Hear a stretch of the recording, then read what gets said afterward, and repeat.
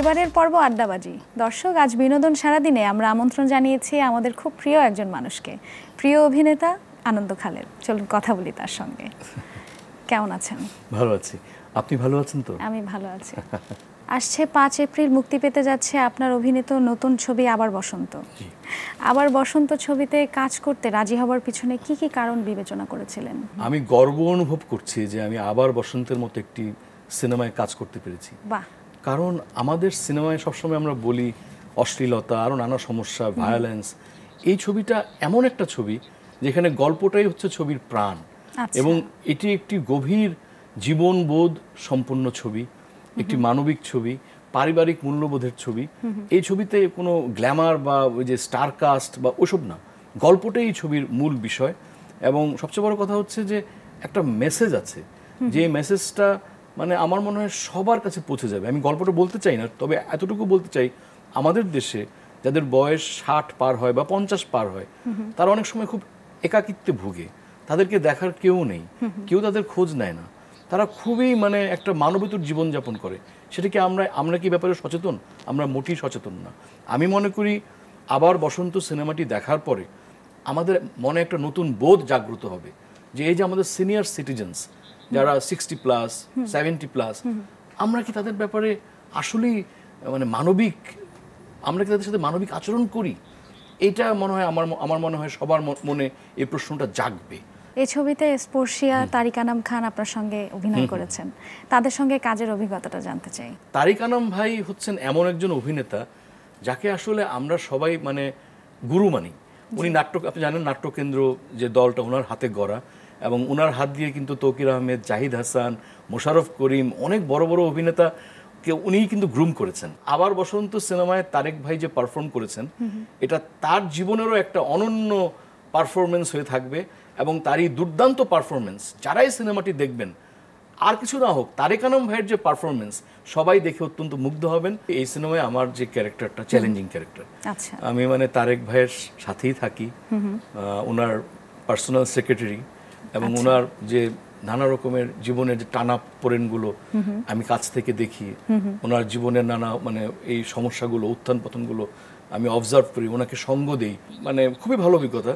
সবচেয়ে বড় কথা হচ্ছে পরিবেশটা ভালো ছিল, সবাই কোঅপারেট করেছে। অনন্য মামুন ভাইয়ের কথা একটু বলতে হবে, এই ছবির যিনি পরিচালক অনন্য মামুন ভাই। আমি মনে করি অনন্য মামুন ভাই তার স্বপ্নের ছবিটি নির্মাণ করেছেন।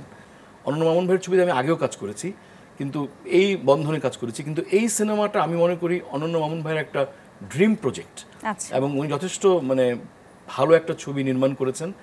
এবং আমি তো খুবই আশাবাদী, যারা সিনেমাটা দেখবেন তাদের উপরে ছেড়ে দিলাম, তারা যদি আসলে ভালো বলেন তাহলে অন্যরা উৎসাহিত হবেন।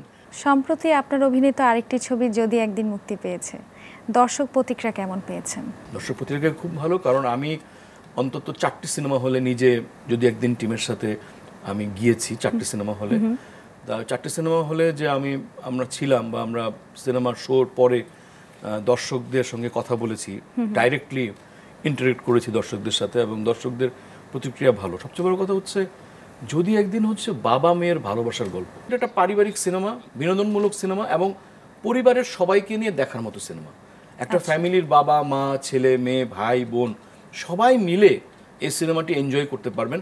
আর এই সিনেমার গানগুলো খুব ভালো, আমি পারবো না তোমার হতে, লক্ষ্মী সোনা, তারপরে চুপ কথা, প্রত্যেকটা গানই খুব ভালো। লোকেশনগুলো খুব ভালো ছিল, যেমন কক্সবাজারের যে পার্টটা, ওটা আমার কাছে পার্সোনালি খুব ভালো লেগেছে, যদিও আমি ওই পার্টে নেই, ওই পার্টে আমাকে পাওয়া যাবে না, কিন্তু আমি মানে একজন দর্শক হিসেবে বলছি, কক্সবাজারের যে লোকেশনগুলো ছিল আমার কাছে খুব মনোরম মনে হয়েছে। এরকম ফ্যামিলি মুভি আরো হওয়া উচিত বলে আমি মনে করি, আমাদেরও এটা কাম্য। নাটক এবং চলচ্চিত্র দু মাধ্যমেই আপনি কাজ করছেন সমান তালে, তো অভিনয়ের দিক দিয়ে কি কোনো পার্থক্য খুঁজে পান? সিনেমা আমার প্রথম মানে ভালোবাসা। আমার প্রথম যে ছবি ছিল ছুঁয়ে দিলে মন, শিহাব শাহীন ভাইয়ের ছবি। আসলে ওই ছবিটা করে আমি একটু মানে পরিচিতি পাই আর কি।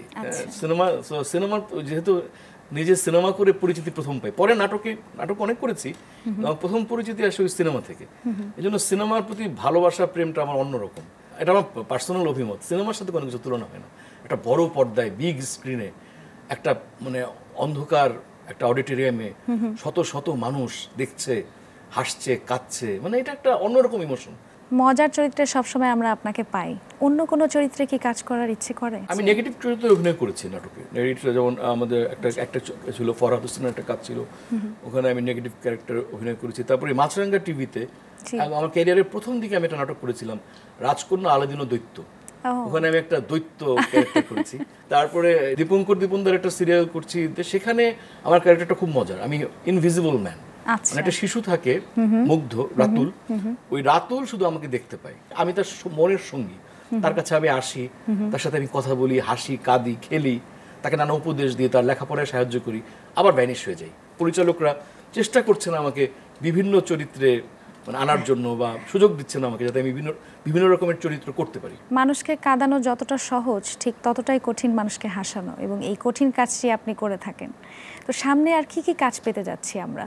প্রস্থান একটা নাটক করলাম ঈদের জন্য, অপূর্ব ভাই ছিলেন, মেহজামিন ছিলেন, বেশ ভালো একটা গল্প, সুন্দর একটা গল্প। এটার পরিচালক ছিলেন বিইউ শুভ।